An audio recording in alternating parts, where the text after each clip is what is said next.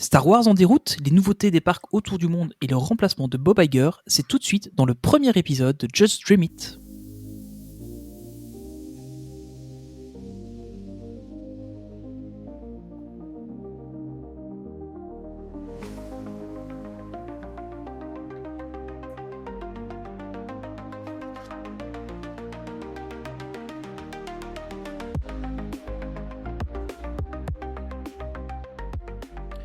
Bonjour à tous et bienvenue dans ce premier épisode de Just Dream It. Moi c'est Tony. Je serai donc la présentation de ce podcast. Et aujourd'hui, en tant que premier chroniqueur, je reçois Olivier. Salut Olivier. Salut Tony. Olivier in Wonderland, que vous connaissez très certainement de sa chaîne YouTube ou de son podcast à lui aussi, Magic Mouse. On en parlera un peu plus tard quand on fera le petit instant promo. Voilà, donc premier épisode. Aujourd'hui, c'est de l'actu. Comme je vous l'ai dit un peu dans l'épisode 0, il y aura un peu d'autres choses aussi, mais là aujourd'hui on va commencer par de l'actu parce que il y a eu pas mal d'actu là ici en fin d'année, en fin d'été, ça commence bien. Et on va commencer par Star Wars. Je pense que ça nous parle à tous les deux, hein, Olivier. Un petit peu, oui. Au hasard, c'est vraiment un sujet pris au hasard. Hein. Ouais, oui, on n'envisageait pas du tout fait exprès du tout. Non, pas du tout. Alors, on va commencer avec une nouvelle, bonne ou mauvaise, ça dépend un peu. Pas de saison 2 pour la série The Acolyte, qui se passait donc à la fin de la Haute République, qui était donc une série un peu préquelle à la menace fantôme. Retrait assez violent, parce que au final ils en parlent à la D23 en mode c'est bon, il y a un panel, regardez, on a la nouvelle série, et puis une semaine après c'est on arrête la série et puis on retire le merge du Disney Store et puis voilà, on n'en parle plus, ça va pas exister. Enfin, un peu violent. C'est comme si c'est table rase totale. Ouais, c'est vraiment ça quoi. C'est surtout le fait de retirer le merch. Enfin, moi ça m'a un peu choqué parce que je me dis ça peut continuer à se vendre quoi en fait.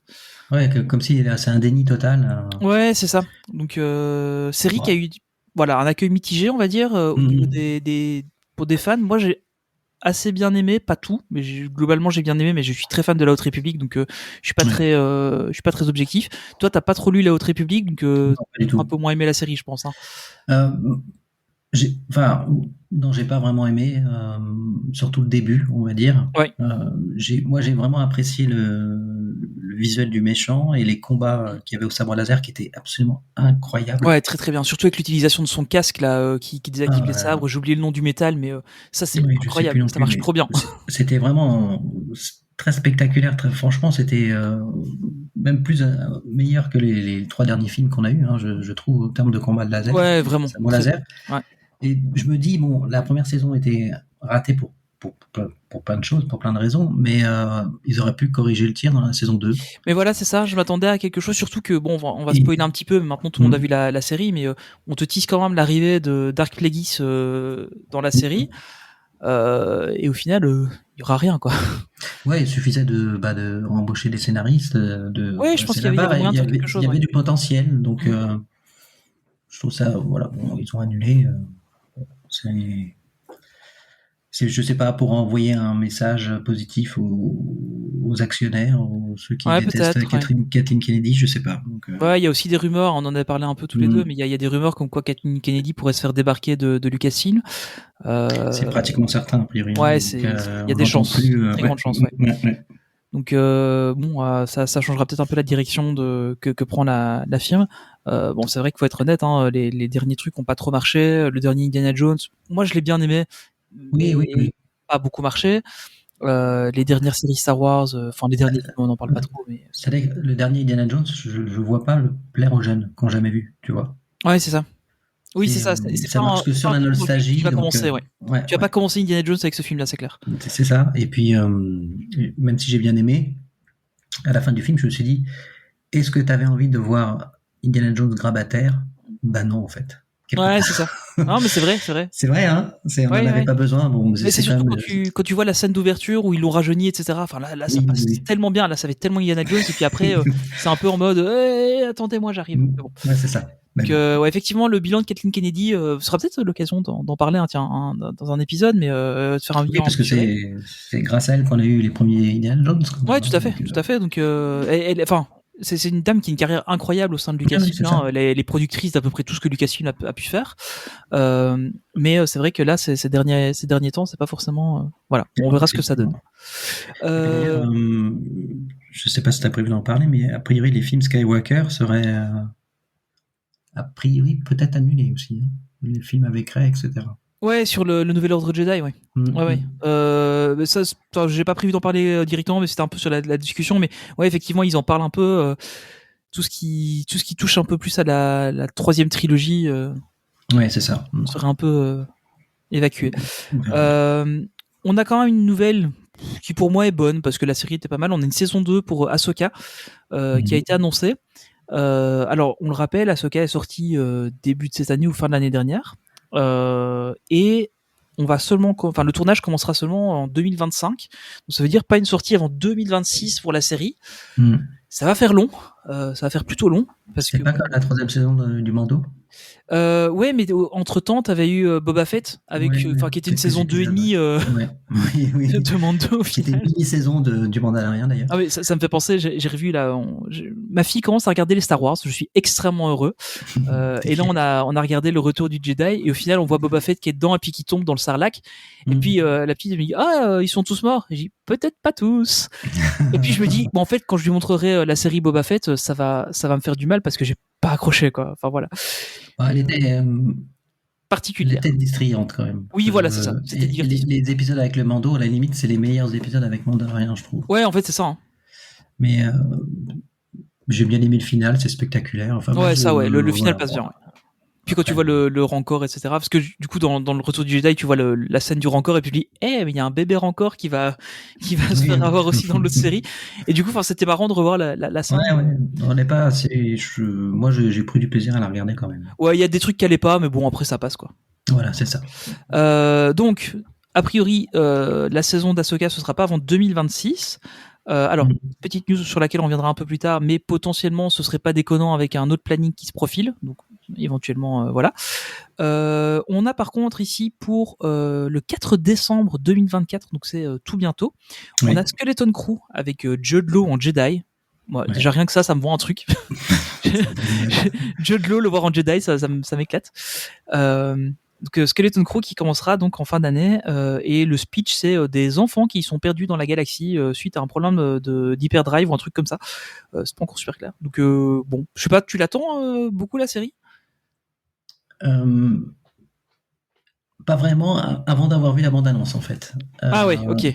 Quand j'ai vu que ça allait être un Stranger Things à la Star Wars, ouais. Clairement ça joue sur la nostalgie des périodes Spielberg des années 80. Ouais, c'est ça. Hein. Si c'est bien fait, ça peut être énorme. Je sais que ça plaît pas à grand monde pour le moment quand même, cette approche. Donc j'ai un petit peu peur quand même. Mais j'ai quand même très envie d'avoir. Ouais. Et moi, ce que je trouve pas mal, c'est qu'on va voir en fait un peu en tout cas, on le voit dans la bande-annonce, on voit un peu de vie de gens normaux sur une planète assez développée, a priori, puisque bon, il y a des banlieues, des trucs comme ça. Tu vas voir un peu ça dans la série, et je me dis, ça peut être pas mal en fait de voir un truc. D'ailleurs, le côté banlieue qu'on voit en début du trailer, ça me gêne un peu. Ouais, ça fait bizarre de voir ça dans Star Wars en fait. Ça fait mais le truc c'est que tu te dis que ressemblant à notre époque. Ouais, mais il y a des planètes où ça doit exister, tu vois, genre Alderaan, il devait y avoir des choses comme ça parce que c'était pas que des nobles ou des gens qui vivent sur des planètes. Ouais, c'est parfait. Donc je me dis bon, pourquoi pas. Il y a un petit côté Goonies aussi, je trouve. Oui, tout à fait, oui. Dans le truc, un peu ces films d'aventure. Les Goonies, donc moi, j'avoue que c'est comme toi. Avant le trailer, j'étais pas emballé, et là au final, en voyant le trailer, je dis, ça peut être sympa. Je suis beaucoup plus hypé par cette série que la saison 2 d'Ahsoka, par exemple. Ah oui, ok. Ouais, moi, oui, non. Saison 2 d'Ahsoka, j'attends pas plus que ça. Moi, je suis demandeur parce que je veux voir ce qu'ils vont faire avec Throne, parce que c'est un personnage que j'adore. Mais plus pour ça, quoi. Ouais, c'est effectivement. Puis, moi, ce que j'aime bien, c'est je sais pas si t'as vu ça passer. Je pense que j'ai partagé, mais je sais plus. Le rapprochement entre les personnages de Skeleton Crew et Captain EO. Où il montrait que c'était peut-être un préquel à Captain EO parce que t'avais le personnage éléphant bleu, machin, t'avais le personnage. Oui, des infos là-dessus. Ouais. J'ai trouvé ça trop drôle. Et en fait, pourquoi pas, on ne sait jamais. Ouais, peut-être. Ça pourrait être marrant en fait qu'il y ait un qui fasse au moins un gros clin d'œil un peu appuyé, quoi. Ça pourrait être Ça pourrait être drôle, effectivement. Ouais. Donc voilà, donc ça c'est la prochaine série qui arrive. Alors j'ai voulu l'évoquer parce que moi ça m'éclate ce genre de truc, mais il y a Lego Rebuild de Galaxy qui va sortir alors dans pas très longtemps je crois. Si je me trompe pas, ça doit être en septembre. Qui est en fait un dessin animé Lego. Ouais c'est ça, il sort le 13 septembre.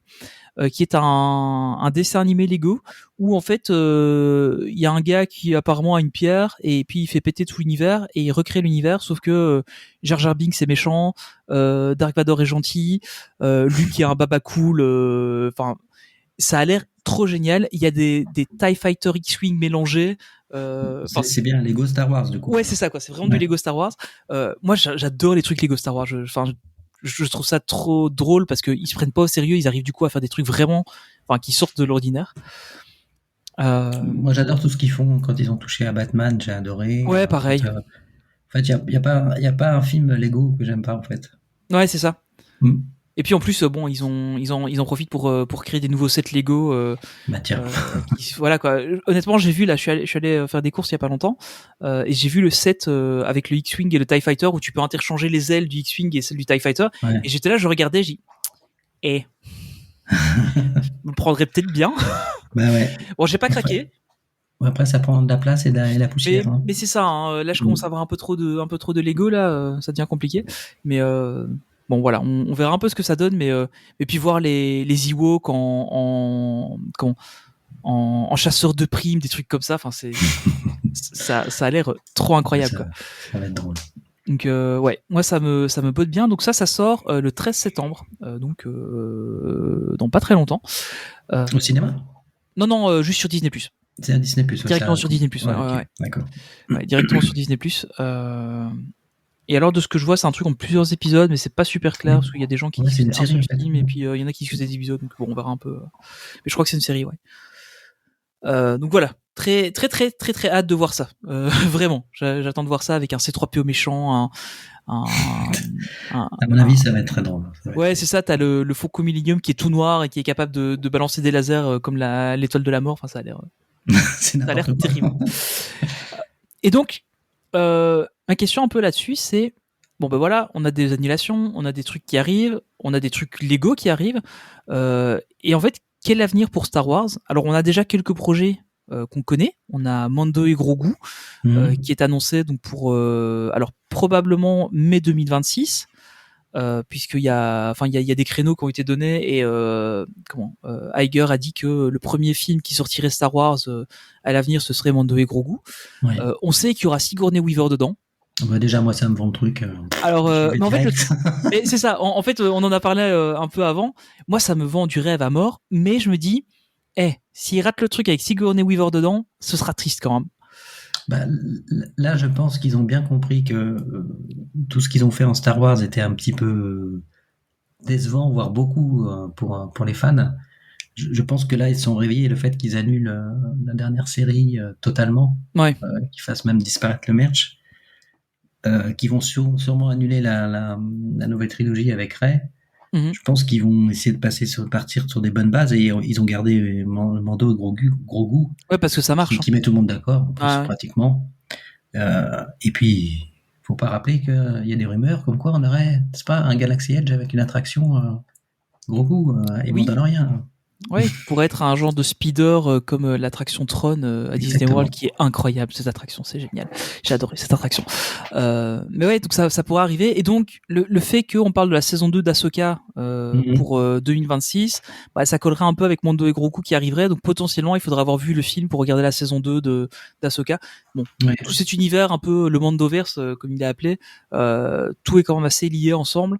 Et donc il l'avait fait notamment on l'a dit avec le The Book of Boba Fett. Si on voit pas The Book of Boba Fett, on comprend pas la dernière saison de Mando parce que rien que tu sais pas ce que Grogu fait là en fait. Donc ouais non c'est clair. C'est un peu particulier quand même parce qu'en fait, très si t'es obligé de suivre toutes les séries pour comprendre. Ouais c'est ça.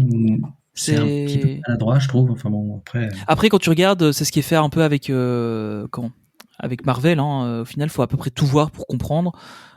Oui, enfin, je pense que ceux qui n'ont pas vu par exemple les références pour Deadpool et Wolverine, par exemple. Oui, voilà, c'est ça. Je pense que tu prends quand même du plaisir. Oui, voilà. tu peux quand même regarder les films sans les avoir vus, que là, si t'as pas vu The Book of Boba Fett, tu comprends pas la dernière saison de Mando, quoi. C'est ça, oui. elle est pas logique. C'est vraiment une saison du Mando, hein, de Boba Fett. C'est ça. Donc, c'est la 2,5, quoi. Exactement, ouais. Alors en autre film qui sont toujours prévus, on a normalement toujours un film de Dave Filoni. Le Grogu et Mando, ce sera normalement j'ai complètement oublié son nom. Réalisateur que j'adore. Le réalisateur ? Jon Favreau qui devrait le réaliser normalement. Oui. D'accord. Donc il reste toujours un film de Dave Filoni qui clôturera le Mandoverse, qui est toujours prévu. On a toujours un film. On verra. Si Grogu fait un carton, ils vont pas s'arrêter là. Hein. C'est ça qui m'étonne. Après, peut-être que ça finira l'arc narratif actuel et puis qu'ils partiront sur autre chose, mais peut-être avec l'arc Pedro Pascal, je pense qu'il va pas faire ça 1000 ans non plus. Déjà comme ça, il a pas forcément fait tous les épisodes. Enfin, on le sait au final. Oui, enfin, il est quand même dans les scènes emblématiques. Je crois qu'il est prévu dans le film, entre autres. Oui, il est prévu dans le film. Ouais. Donc oui, après ils peuvent le remplacer, mais je trouve ça bizarre qu'ils préparent déjà la conclusion, alors que s'ils font un carton, on sait très bien qu'ils font des suites, quoi. Ouais, c'est ça. Donc je sais pas trop comment ça va. On a aussi le film sur l'origine des Jedi qui est toujours prévu, celui-là. Jusqu'à preuve du contraire, il est toujours prévu. On verra.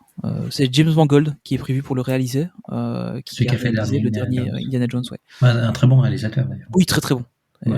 Ça, moi, j'avoue que ça me parle pas mal en fait. Si c'est lui qui peut faire un film sur l'origine des Jedi, il y a moyen de faire des trucs sympas. Tout à fait. D'ailleurs, si ça vous intéresse cette partie de l'histoire, il y a l'Aube des Jedi en bouquin. Alors c'est clairement du Legends, hein, puisqu'on est plus sur, c'est plus canon, mais c'est un truc super intéressant. Donc voilà, si vous avez l'occasion, si ça vous intéresse, si vous avez envie de lire un peu de Star Wars, ça vaut la peine de lire celui-là. Mais je me posais un peu la question. Toi, je sais que tu es très fan de Star Wars aussi. Qu'est-ce que ça t'évoque maintenant, Star Wars ? J'avoue que j'ai toujours un peu du mal maintenant à me dire je suis fan de Star Wars, je reste fan de Star Wars, je reste très preneur de tout ce qui se fait en Star Wars, mais je commence à avoir parfois du mal à le défendre, tu vois. Quand il y a des gens qui sont là en mode Star Wars c'est plus ce que c'était. Avant je défendais un peu aveuglément, mais maintenant c'est compliqué. C'est tellement vrai, c'est plus ce que c'était. Moi, c'est ça, quand je pense à Star Wars, c'est l'épisode 4, 5, 6. Ouais, c'est ça. À la limite 1, 2, 3 aussi, ça allait encore, mais je pense qu'on se rappelle pas, mais les gens défendent l'épisode 1, 2, 3. Mais quand c'était sorti, quand c'était sorti, ça marchait pas. Se faisait descendre, mais par les fans et par la presse. Il y a que le 3 qui a à peu près mis tout le monde d'accord. Ouais.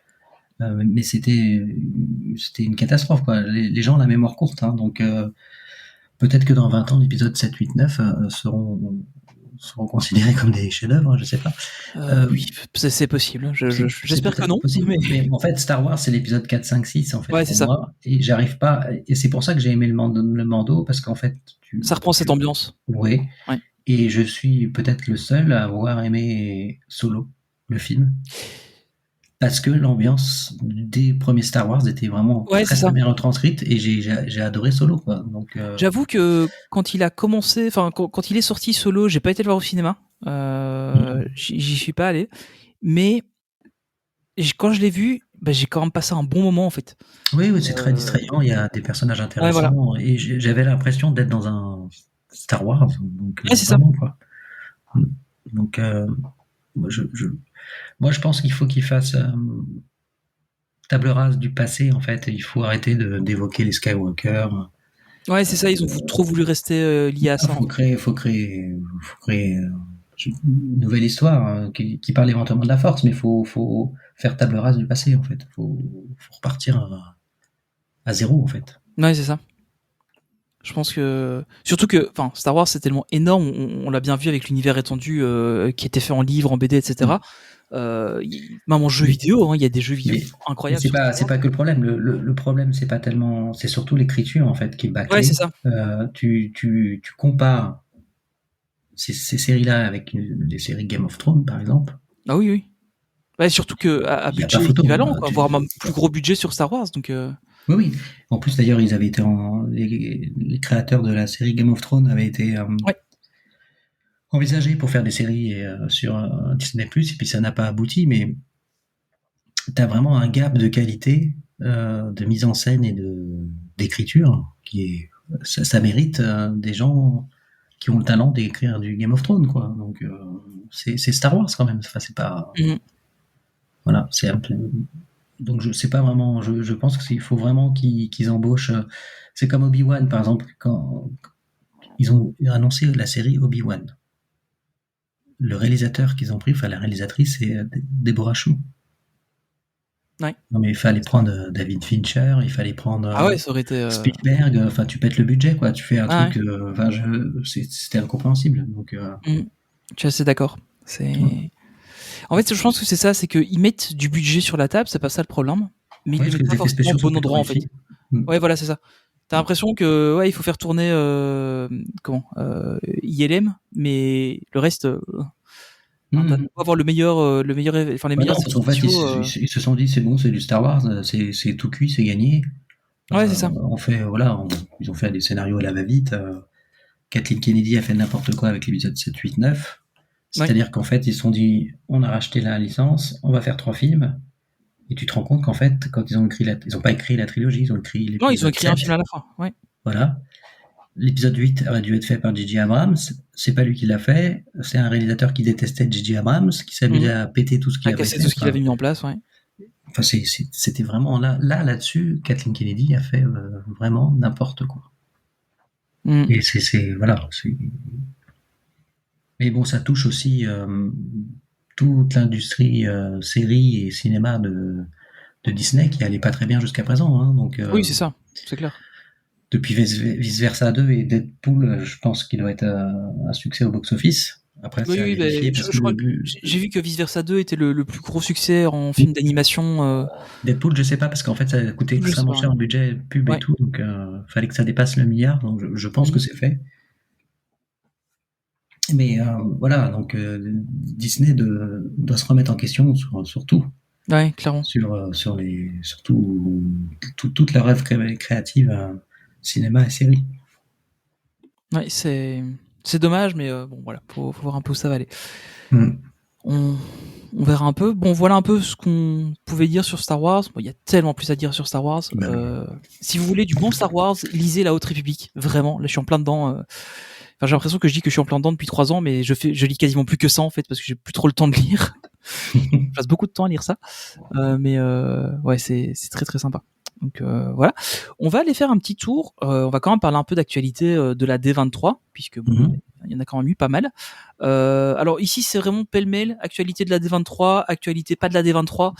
C'est vraiment l'actualité des parcs Disney dans le monde. Et en fait, l'idée, c'est de voir un peu ce qu'on va avoir comme nouveauté dans les différents parcs. Alors évidemment, on le verra, il y a beaucoup plus pour les parcs américains que pour le reste du monde. Mais bon, on verra un peu ce que ça peut donner. Oui, il y a 2 ans, c'était les parcs asiatiques. Hein, voilà, c'est ça. Si on pouvait avoir le parc européen à un moment donné, ce serait 2 ans. Peut-être. Donc, on va commencer, par Disneyland Paris. D'abord, on a une info comme quoi le Land de la Reine des Neiges ouvrira en 2026. Oui. Toutes les rumeurs parlaient de 2025. Est-ce qu'il y a eu du retard ou est-ce que c'était prévu comme ça dès le départ? Bon, on le saura jamais. Et on aura aussi un spectacle sur le lac qui a été annoncé. Oui. Bon, voilà. J'avoue que le Land de la Reine des Neiges, moi, ça me botte pas mal. J'attends de voir ce que ça va donner, mais je me dis que quand tu vas voir le spectacle d'Alice, en fait, des gradins, quand tu sors, t'as un grillage un peu où tu peux voir à travers, et tu vois ce fameux lac qui va servir au spectacle, il est absolument immense, et je pense que ça fait le plus grand land de Reine des Neiges du monde. Ah oui. Mais honnêtement, pour avoir vu des... Du coup, c'est pas un secret, j'étais en Floride, et du coup, j'ai vu des shows sur des lacs là-bas, notamment Fantasmic, du coup, c'est un très petit lac, mais il y a un show dessus, et ça marche bien, hein. Ça marche vraiment pas mal. À mon avis, ça va être très réussi. Comme ça marche vraiment bien. Je pense que quand ça sera, on va avoir un très beau parc. Quand tous les travaux seront terminés, je pense que ça va être chouette. Ouais, je pense qu'il y a moyen d'avoir des trucs vraiment, vraiment pas mal. Alors au niveau du land de la Reine des Neiges, donc on sait que ce sera un boat ride. J'en ai fait un du coup maintenant de boat ride de la Reine des Neiges à Disney World au pavillon norvégien à Epcot. Plutôt sympa, vraiment. Alors on sait. Le nôtre devrait être plus réussi techniquement. Le nôtre devrait être encore mieux, oui, parce que là il y avait donc les animatroniques. Alors c'est pas la toute dernière génération. Normalement, ce sera pas la toute dernière génération qu'on aura non plus à Disneyland Paris, mais en tout cas, ce seront des animatroniques. Des vrais animatroniques, pas des projections. Voilà, c'est ça. Et honnêtement, ça donne pas mal, quoi. Enfin, c'est très beau. C'est vraiment très beau. Ça marche pas mal. Donc, non, ça va être sympathique. Je pense qu'on va avoir un truc bien avec. Ce qui est dommage, c'est qu'on a qu'une seule attraction. C'est ça. T'imagines, t'as la réhab de l'attraction, le land est mort. Le land est mort, quoi. Déjà que. Tu vas voir ça. Tu vas avoir la rencontre avec la Reine des Neiges. Ouais. Et au final, c'est à peu près tout. Donc, il y aura, je crois, un resto service à table et un quick service. Je suis même pas sûr pour les quick service. Mais après, enfin bon, derrière le lac qui va servir en spectacle, j'ai l'impression que c'est assez vide en fait. Ouais, c'est ça. Et il y a une possibilité d'une future éventuelle extension pour faire. Oui, mais clairement, il y a de la place. Hein. On voyait déjà sur les... refaire une attraction Reine des Neiges. Ouais, c'est ça. On voyait déjà sur les concepts originaux de toute l'extension du Walt Disney Studio, avec à l'époque Galaxy's Edge.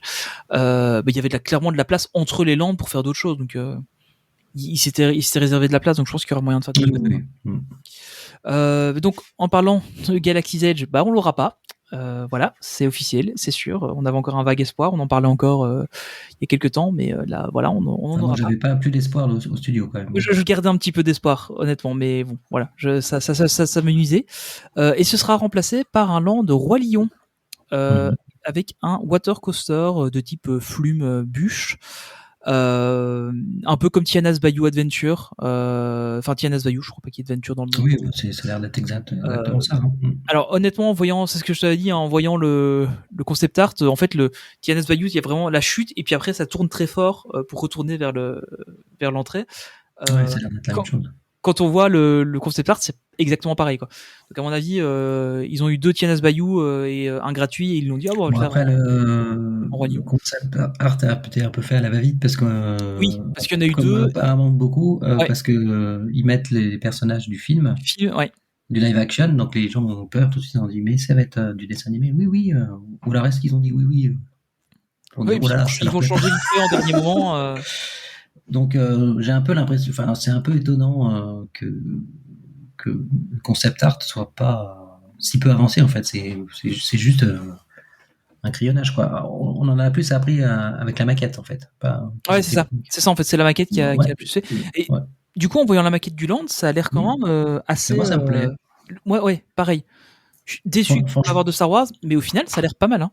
Ça a l'air pas mal du tout, et en plus il y a un signal qui est envoyé parce que sur le compte Disneyland Paris d'Instagram où Natacha présentait le land, la maquette, on voit bien un endroit où il y aura des mythes avec Tarzan. Oui, c'est ça.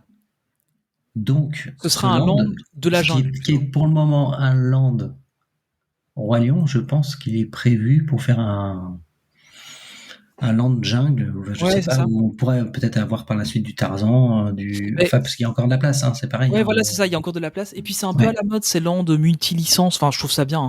Hein. Je ne critique pas du tout. Mais ces lands un peu multi-licences, on en parlera un peu après. Mais tout le land qui est prévu Animal Kingdom, Latin America, on va avoir du Encanto, du C'était l'ancien land, hein, finalement. Fantasyland, c'est un multi-licence, hein, finalement. Au final, c'est ça, ouais, tout à fait. Et ça marche très bien. Exactement. Ça marche très bien. Ouais.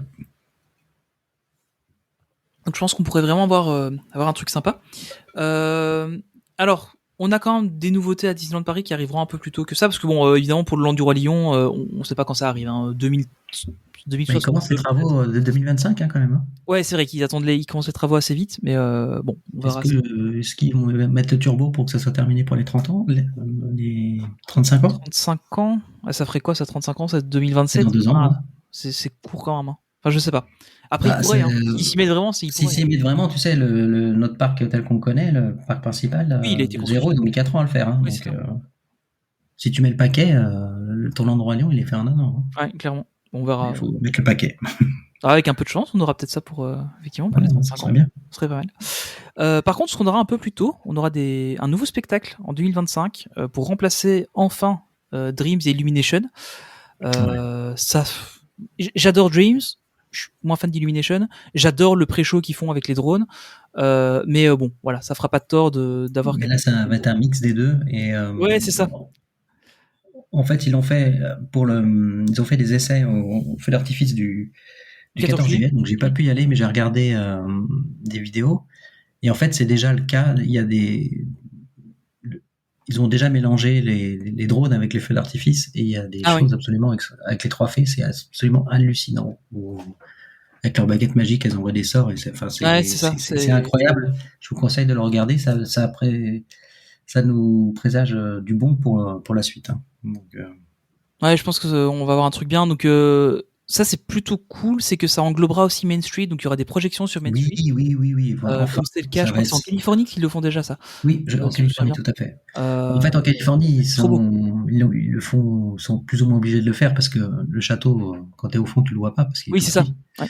Donc en fait, ils compensaient par ça. Et là, ça va être encore plus beau, parce que tu vois, quand on a fait la parade électrique, Tony, ensemble, on était près du gazebo, on voyait pas le château. Passait, hein. Ouais. Et ça passait. Et t'imagines la même chose, mais en plus les projections sur Main Street. Ouais, c'est ça, ce serait génial. Ça va être voilà. Donc tu vas être plus obligé d'être devant le château pour profiter du spectacle. Donc c'est très bien. Et ça va être très très beau. Ouais, j'espère vraiment avoir quelque chose de bien. Ça va être vraiment très bon. Ouais, alors ce qu'on sait, c'est qu'il y aura du Disney, du Pixar, notamment Pinocchio, Encanto, La Belle et la Bête, Toy Story, qui était mentionné dans le communiqué. Encanto, ça marche vraiment bien pour Disney. Hein. Oui. Enfin, tu sens que... Je sais pas quand est-ce qu'ils vont annoncer le 2, mais bon. Ouais, le 2, ou peut-être une série, je sais pas. Un 2, je serais un peu mitigé sur un 2. Faudrait voir comment il l'amène. Par contre, une série, ça pourrait être pas mal. Tu sais, une série un peu plus sur les personnages, genre sur Dolores, tu vois. Ça pourrait être vraiment sympa. Ouais. Moi, j'ai un peu de mal avec les suites en série, parce que quand même, t'as un downgrade. Ouais, ça c'est clair. Dans la réalisation, à part Zootopie, où c'est. Oui, mais c'est parce que c'est quand même proche du film, donc c'est très bien fait. C'est des petits trucs pour augmenter le film, en fait. Hein. Oui, mais visuellement, tu vois, à point de vue technique, ça va pas rougir du film. Ouais, tout à fait. Mais c'est rarement le cas. Donc, d'ailleurs, on va le voir avec Vaiana 2. Oui, qui était censé être une série et qui est devenu un film. Ouais, et déjà, quand tu vois la bande-annonce, tu vois le gap par rapport au film, au premier film, je trouve. Donc, ça va peut-être être corrigé, je sais pas, mais j'y crois pas trop. Ouais, on verra un peu ce que ça donne. Autre news de Disneyland Paris, et ce sera la dernière. La fabrique des rêves Disney, qui est au Studio D, va prendre sa retraite. Alors, au départ, c'est ce qu'on nous avait dit. Puis, en fin de compte, ils reviendront quand même. Oui. Ils vont faire une pause. Et puis, quand on regarde un peu le planning, en fait, c'est la pause, la pause classique de relâche des spectacles, en fait. Ouais, la nouvelle est bizarre, ouais, c'est bizarre. Ouais, c'est ça. En fait, ça a été annoncé en 2 temps, en fait. Hein. C'était d'abord, ça s'arrête et c'est remplacé par un spectacle avec. Je pense qu'ils ont changé d'avis.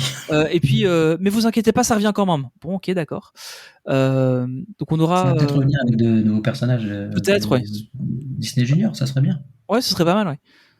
Et donc on aura un spectacle à partir de novembre avec Minnie. J'ai très hâte de voir ça. Bon, je sais pas si j'aurai l'occasion d'aller le voir parce que bon, voilà, j'ai plus de passe annuel, donc je vais aller un peu moins sur les parcs. Mais je pense que ce sera pourrait être sympa de le voir. Mais par contre, en préparant le podcast, j'ai vu que c'était lancé déjà depuis juillet 2021 en fait, la Fabrique des Rêves. Donc ça date quand même en fait. Hein.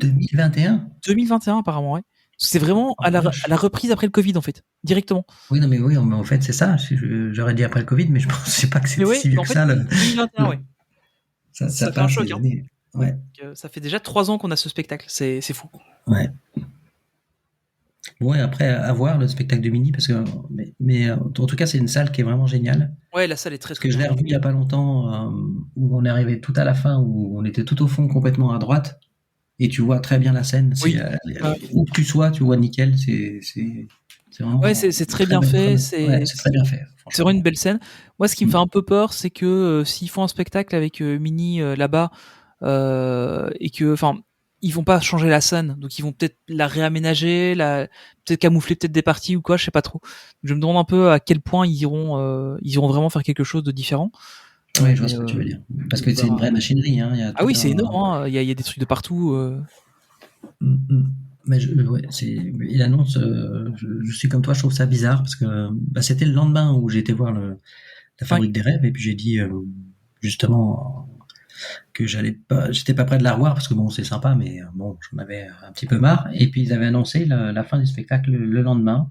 Et puis quelques jours après, ils disent bah non, en fait, ça va revenir. Donc Finalement, c'est ça revient. Ouais, c'est très très bizarre cette news. Bon, on verra un peu ce que ça donne. Puis évidemment, on en reparlera quand on aura plus d'infos. Alors changeons de parc et continuons à parler de spectacles nocturnes. On a Tokyo pour lequel a été annoncé un nouveau spectacle qui s'appelle Reach for the Stars. Donc qui démarrera normalement fin de l'année, je crois. Donc c'est un nouveau spectacle nocturne sur le château et puis puis on a vu quelques images, ça a l'air plutôt joli. Oui. Enfin, Tokyo, ils ont des très beaux shows aussi. Tokyo, ils font des trucs vraiment géniaux. Ça va être réussi à coup sûr. Et alors, ce qui est marrant, c'est qu'il y a déjà du merch qui est sorti et il y a déjà un jeu mobile qui est sorti aussi pour accompagner le show. Un jeu mobile, j'étais pas au courant. Ouais. Et j'ai vu passer ça là vite fait et au final, il y a déjà un jeu qui est sorti. Apparemment, il y a un jeu mobile qui est sorti pour accompagner le truc. Donc, d'accord. Voilà, c'est un peu. Enfin, je trouve ça un peu fou de directement y aller comme ça. C'est style Candy Crush ou quelque chose comme ça, non? J'ai pas trop regardé, je t'avoue. Un puzzle game? Non, j'ai pas. Attends, je suis sur le. Je suis sur le truc. Ah non, il précise pas encore quel type de jeu ce sera. Ou alors, enfin, peut-être qu'il le précise, mais c'est écrit en japonais. Mon japonais n'est pas très bon. Bon voilà, on verra un peu. Mais oui, ce sera donc du coup spectacle un peu nouvelle génération avec projection, feux d'artifice, peut-être des drones, on ne sait pas. Donc on verra un peu. On verra un peu ce que ça peut donner. Mais en tout cas, ça a l'air plutôt prometteur pour Tokyo Disney. Enfin, pour Tokyo, du coup. Disneyland Tokyo. Et c'est tout ce qu'il y a comme news pour Disneyland Tokyo. Oui, ils ont eu plein de trucs. Ils viennent d'avoir Fantasy donc chacun son tour. Hein. Voilà. On va pas trop pleurer pour eux. Non, ils sont pas à plaindre. Oui, voilà, c'est ça. On n'a pas trop à dire. On va rapidement faire les deux autres parcs asiatiques. On a à Shanghai un coaster Spider-Man qui a été annoncé. Ouais. Sans plus de détails, un petit concept art qui est sorti aussi. Mais j'ai l'impression que les concept art ont été un peu faits à la va-vite. Hein.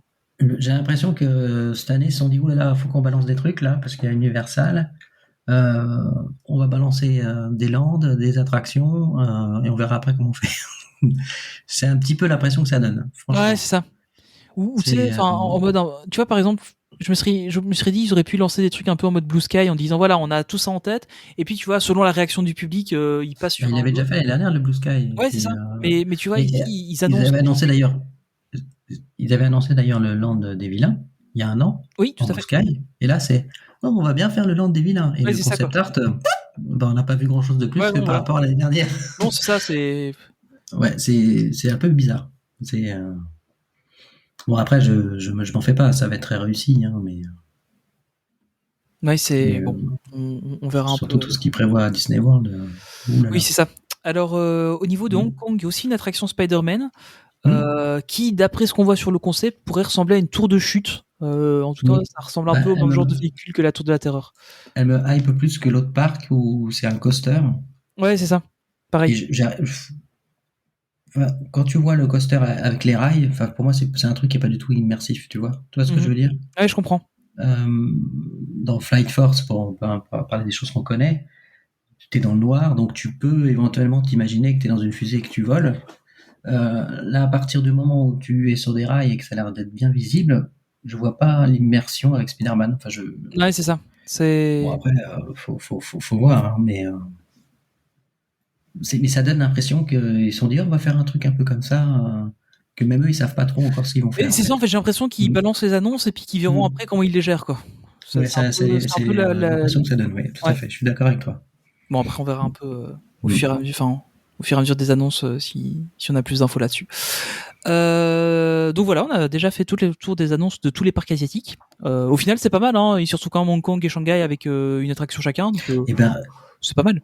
Cette année, on est mieux lotis que les parcs asiatiques. Parce que c'est vrai. Nous avons une nouvelle attraction, mais avec un land. Un land, et on a aussi le nouveau show nocturne. Oui, tout à fait. annoncé aussi, donc ouais, effectivement, DLP a plus. En fait, le truc, c'est que bon, il faut pas se le cacher. Hein, en général, on a tendance à toujours râler un peu sur DLP, ce qui était pas choquant jusqu'à peu. Clairement, il y a de quoi râler, hein, parce qu'il y a des trucs qui sont pas géniaux à DLP, mais il faut avouer que là, on n'a pas trop à. Enfin voilà, en fait, il y a du correct qui est fait. On s'attendait à plus.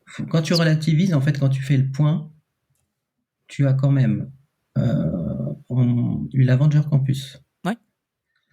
Tu as eu, enfin, tu vois, le studio est en travaux total. Tu vas c'est une avoir refonte l'Avenger énorme. Campus, deux nouveaux lands.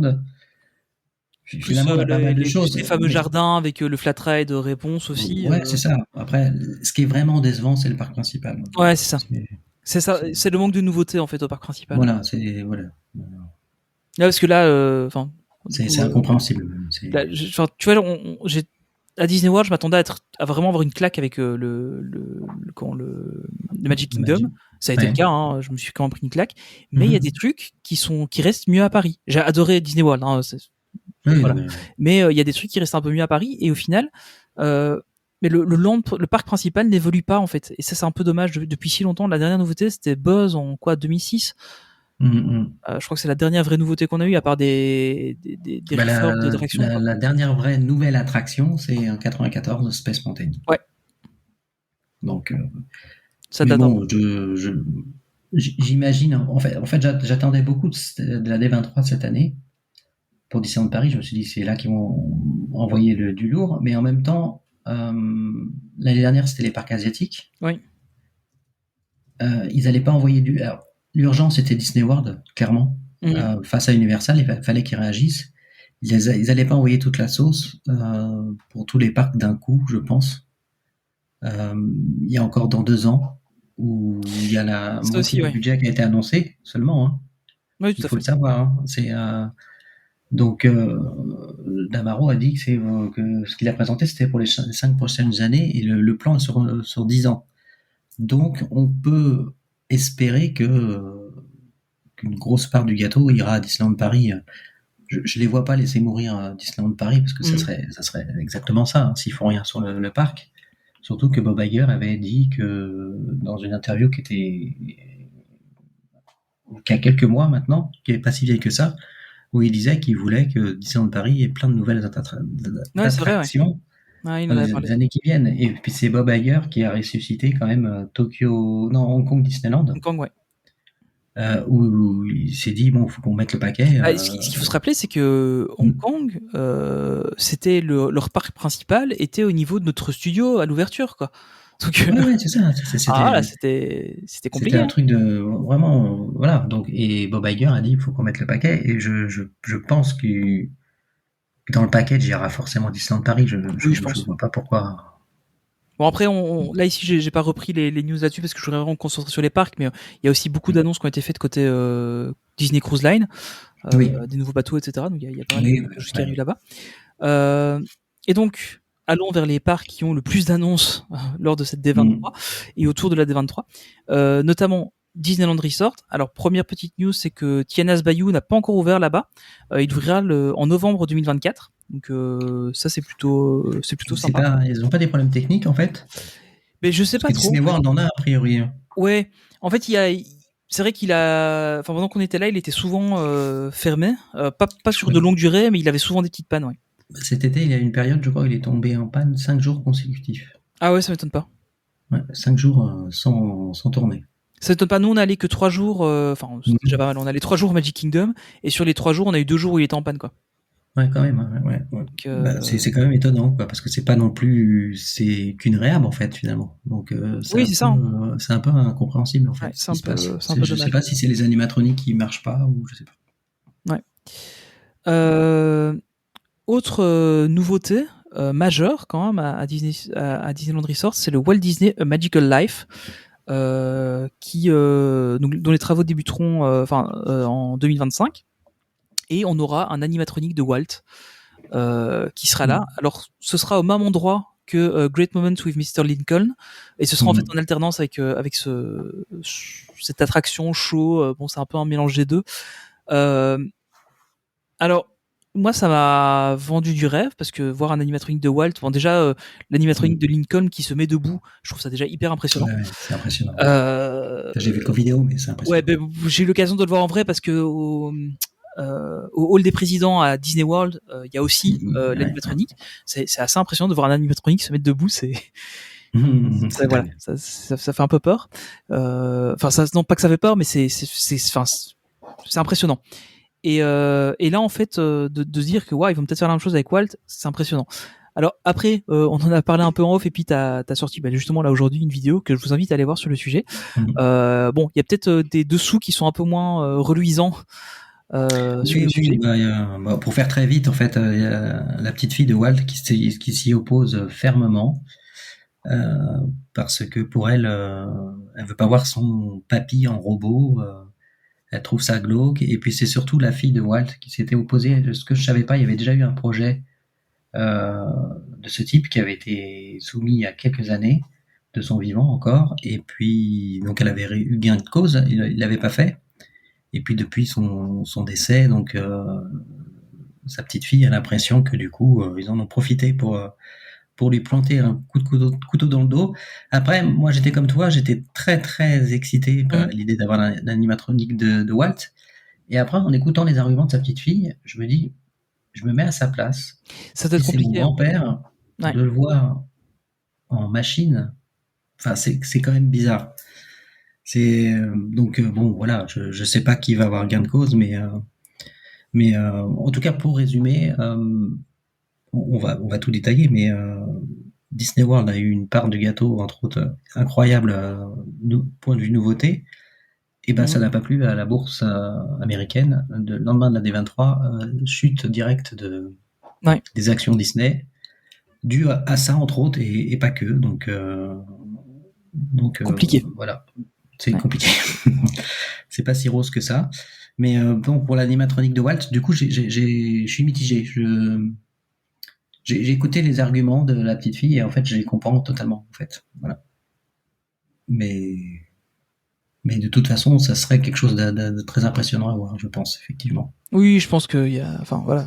A priori, il y aura quand même quelque chose qui sera, enfin on verra un peu, mais on verra bien. Je pense que ça va quand même se faire, mais voilà. Oui, je pense. Il y aura des accords qui seront trouvés probablement. Oui. Et très très impressionnant à mon avis ce futur truc. Alors on a aussi à California Adventure, donc nous aurons droit à un land sur Avatar, notamment du coup Avatar et la Voie de l'eau, et puis sur les différentes suites. On a vu un petit concept art. Voilà, moi ça me vend pas mal de rêves. Là aussi du coup, après investigation, il y a peut-être un petit bémol sur la taille du land. Oui. En fait, c'est normal, hein, parce que c'est en Californie. Ils ont la ville tout autour. Faut vraiment imaginer, c'est en plein centre-ville, hein, Disney là-bas. C'est ça. C'est pas ce qui est reproché aussi, entre autres, parce qu'en fait, franchement, les Américains se plaignent beaucoup. Hein, finalement, j'ai découvert ça. Oui, c'est pire qu'en France, j'ai l'impression. Et en fait, donc, quand tu vois le concept art, c'est vrai que tu as l'impression de grandeur, tu vois. Tu as l'impression que tu vas rentrer dans un land, du moins aussi grand que celui du Magic, pas de Magic Kingdom, Animal Kingdom. D'Animal Kingdom, voilà, tout à fait. Qui est assez grand, hein, c'est impressionnant. Qui est assez grand. Et en fait, tu te rends compte quand tu vois les maquettes que c'est juste une façade, c'est un effet d'optique en fait. Et le land serait beaucoup plus petit que notre land dans Roi Lion, par exemple. Et ils ont trouvé l'emplacement de ce futur land, c'est un parking. Donc, dans ma vidéo, on le voit d'ailleurs, je vais sur Google Earth pour vous faire voir. Et effectivement, on se rend compte que la place qui reste pour l'attraction est très petite. Et on en parlait en off avant d'enregistrer. Je ne vois pas comment ils vont faire un boat ride, ou alors un boat ride sur plusieurs étages, type Pirates des Caraïbes. Je vois la seule solution possible pour faire une attraction d'une durée conséquente. Mais bon, ça va être sublime une fois que ça va être fait. À mon avis, ça sera magnifique, mais peut-être pas aussi grand que ce à quoi on aurait pu s'attendre, quoi. D'un point de vue land, oui, mais l'attraction, je suis très confiant de l'attraction. Je suis sûr qu'on va avoir le même type que Pirates des Caraïbes Shanghai. Ça va être les mêmes techniques, ça va être hyper impressionnant. Mais j'avoue que pour avoir fait un boat ride sur Avatar, j'étais un tout petit. Enfin, je restais sur ma faim d'avoir fait celui de Disney World. Oui, il est tout simple. En fait, il est super simple et il y a un animatronique dedans, quoi. Oui, voilà, c'est petit panne des fois. C'est vraiment des décors et des écrans. Oui, C'est non, très mais beau, c'est très immersif, hein, vraiment. Mais j'avoue, j'étais un peu sur ma faim en fait, parce que en plus on a fait pas mal de files. Je crois que c'est une des plus grandes files, une des plus longues files qu'on a fait là-bas. ouais, t'en attendais trop, ouais. Ouais, c'est ça, c'est un peu ça. Mm. Donc bon, on verra ce que ça donne. Ensuite, à California Adventure, ils auront aussi un agrandissement de leur Avengers Campus avec deux attractions. Avenger Infinity Defense, dont les travaux débuteront en début 2025, et ce sera la fameuse attraction de voyage Marvel qu'on avait vue, où en fait on passe de portail en portail, etc. Donc c'était le concept qu'on avait déjà vu il y a 2 ans. Tout à fait. Mais il n'y a pas une nouvelle. Et donc là voilà, ça démarre. Et une deuxième attraction qui sera Stark Flight Lab, qui nous montrera une nouvelle invention de Stark, avec une technologie avec un bras articulé, qui me fait un peu penser à Danse avec les robots. C'est pas qu'un peu pensé, hein. Ouais, c'est Danse avec les robots. Ouais, c'est ça. Mais par contre, il y a quand même, de ce que je comprends, il y a quand même une partie coaster aussi. Donc non, je crois pas, non. ça a l'air un peu un mix en fait. C'est pas très clair sur le Quand tu vois les concept art, tu vois pas de rails. C'est vrai que j'avais vu des rails sur celui-là, ou alors je confonds avec un autre, c'est possible. Ouais, t'as quand même un système de rails où je crois c'est ça, t'as un siège qui vient te chercher. Le siège qui déplace, ouais, c'est ça. Mais c'est juste, c'est les sièges qui. Alors voilà, effectivement, contrairement t'as les sièges qui bougent devant, ouais. Danse avec le robot, les robots, enfin les bras qui te font bouger dans tous les sens, sont statiques. Alors que là, effectivement, ils sont sur rail, apparemment, ils bougent en plus. Ouais. Voilà. Bon, on verra un peu ce que ça donne. Mais donc, 2 nouveautés quand même pour ce land, qui a déjà eu une première petite extension, donc c'est plutôt pas mal. À quand des extensions d'une autre? Il y a toujours de la place là quand on monte sur le côté de. Ouais, mais on a mieux, on a Alice en BMX. Hein. Que j'ai toujours pas vu. Je pense qu'au final, je le regarderai en vidéo parce que j'irai peut-être pas le voir si tôt, donc je me spoilerai en vidéo. Mais c'est vrai qu'on a Alice en BMX et ça n'a pas de prix. Exactement. Et vas-y. Non, je disais Alice en vidéo, ça rend pas du tout.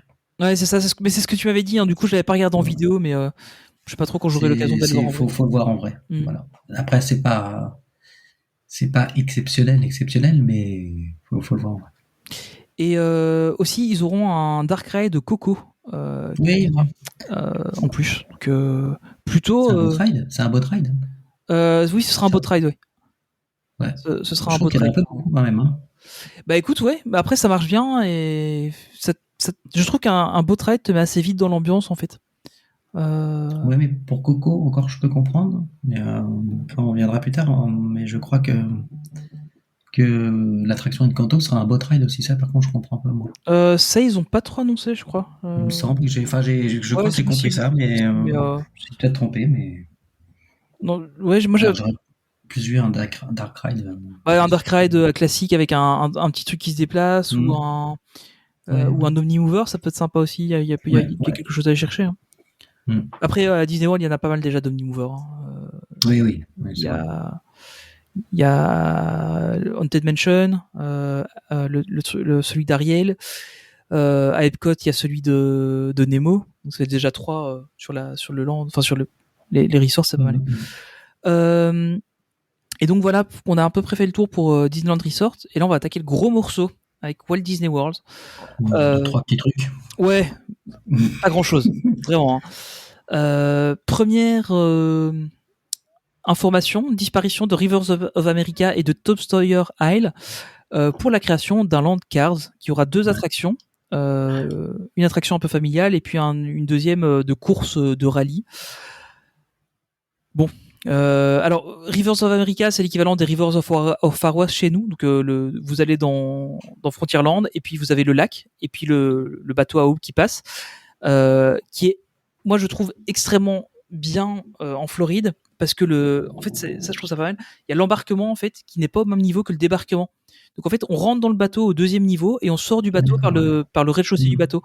Je sais pas si ça a l'air immense. Hein, j'ai regardé sur les plans, c'est immense. Ouais, c'est immense. Hein, le tour dure assez longtemps, etc. Et en fait, on fait le tour de la Tom Sawyer Isle. Donc, évidemment, il n'y a pas le Big Thunder Mountain au milieu sur une île. C'est que à Paris. Et donc là, c'est la Tom Sawyer Isle qui est plutôt sympa aussi. Il y a un fort, il y a quelques trucs, il y a des petites cavernes à se balader. Ça me fait un peu penser à Adventure Isle chez nous à Paris, et qui est plutôt sympa. Et pour y aller, il faut justement prendre une petite barge qui nous fait traverser. Et il faut attendre que le bateau à aube passe pour y aller. Donc, honnêtement, ça m'a bien plu. comme petite animation. Et on a bien fait de la faire parce que ça va disparaître au profit du Land Cars. Bon. Ça, par contre, j'ai du mal. Ça me choque beaucoup. Ouais. Quand j'ai vu les annonces, ils l'ont pas dit. Oui, c'est ça, parce que l'information, c'est arrivé alors, après. Tu vois le concept art, donc tu rêves. Alors tu te dis, en plus je connais pas le parc, donc je me dis ah ouais, ça va être une nouvelle zone quelque part. Enfin, j'ai pas trop compris où vous allez le mettre. Et ça fait partie aussi d'une des choses pourquoi les actions ont dégringolé, parce que tout le monde s'est rendu compte qu'en fait, ils allaient détruire tout ce lac. Ouais. Je ne sais pas si vous voyez, imaginez Disneyland Paris. Là, vous prenez le bateau pour faire le tour du lac autour de BTM. Et ben, on vide le lac, on remplit, on met de la terre, on fait une attraction autour de BTM. Ouais, et encore, la même chose. Je trouve que c'est même pire là-bas parce qu'en fait, le Frontierland là-bas, il est vraiment très allongé. Et en fait, il va de Big Thunder Mountain, et puis il va rejoindre Liberty Square, où on a Haunted Mansion, etc. Et il est très allongé comme ça. Et en fait, c'est le seul truc qui est un peu différent en fait sur cette zone-là. Et le fait de, alors évidemment, il y aura des passages, ce sera sûrement joli, ce sera sûrement très joli, etc. Je pense qu'ils feront ça bien. Mais c'est. Je suis pas sûr, moi, justement, tu vois. C'est bizarre. Honnêtement, c'est mettre des voitures Cars. Ouais, c'est ça en fait. Mais le truc, c'est qu'à mon avis, ce sera plus vraiment Frontierland cette zone-là. Déjà avec Tiana's Bayou, bon, Tiana's Bayou, on est plus Nouvelle-Orléans que Far West. Donc c'était un peu, c'est un peu limite déjà, je trouve. Mais là, ouais, c'est particulier. Donc, oui, c'est-à-dire qu'il touche au patrimoine. Enfin, c'est alors c'est très exagéré. Je l'ai déjà dit, mais c'est exactement comme si c'est un symbole important. C'est comme si, en gros, j'exagère, mais c'est demain on disait tiens, Main Street, on a besoin de faire des attractions, il n'y a plus de place, on supprime Main Street. Ouais, puis à la limite, non, c'est même pas ça, c'est même pire. C'est on garde Main Street, mais on enlève le gazebo et on te met une tour de chute, quoi. On garde Main Street autour, mais au milieu, on te met un truc rien à voir. Bon, après, le seul truc positif, c'est que je me dis peut-être qu'on va récupérer leur Mark Twain. Faut pas rêver, il fera pas la traversée. Bah, ils vont pas le mettre à la poubelle quand même. Ouais, je sais pas. Je pense qu'ils vont ou le mettre dans un musée ou. Ouais, je sais pas trop. C'est vrai que ouais, ça pourrait être une bonne chose pour Paris de le récupérer, ouais. Ouais. Après, je sais pas si en termes de gabarit. On avait le même qui est en train de pourrir dans un hangar. Ouais, mais j'ai l'impression que ceux de Disney World sont un peu plus grands. Mais c'est peut-être juste une vue, parce que. Ouais, non, mais c'est possible. Honnêtement, je sais pas trop. Faudrait avoir un expert du sujet, mais j'ai peut-être cette impression-là. On aura aussi à Adventureland une taverne Pirates des Caraïbes qui avait déjà été annoncée aussi. Et elle qui ouvrira en 2025. Je trouve que c'est bien parce que ça animera un peu la zone, ça mettra un truc un peu sympa sur la zone. Parce que en fait là aussi c'est très particulier en fait quand t'es sur le hub en fait tu passes par Adventureland pour aller à Frontierland. Donc Adventureland est assez allongé aussi. Il y a une espèce de petite place où il y a Enchanted Tiki Room et les tapis d'Aladin. Puis tu dois descendre quelques marches, t'as j'oublie toujours le nom de cette attraction que j'ai adoré pourtant. Jungle Cruise. Pas du tout. Il y a eu Jungle Cruise aussi, donc qui est juste derrière là-bas. Et puis en fait, tu passes un peu, et là, t'as l'entrée de Pirates des Caraïbes qui est pour moi très moche par rapport à ce qu'on a à DLP. Et puis la zone est un peu morte, quoi. Donc je trouve que ça pourrait être. Ouais, donc c'est une bonne idée, ouais. C'est une bonne idée, je pense, ce bar. Et puis pour un bar en plus, c'est toujours très bien. Voilà. Alors on a aussi droit à une nouvelle, enfin eux ont droit à une nouvelle parade nocturne qui s'appellera Disney Starlight, dans lequel on aura du Peter Pan, du Encanto, de la Reine des Neiges.